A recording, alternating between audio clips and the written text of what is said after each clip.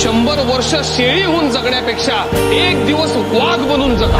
आठवता इतिहास येई साहित्य बोलती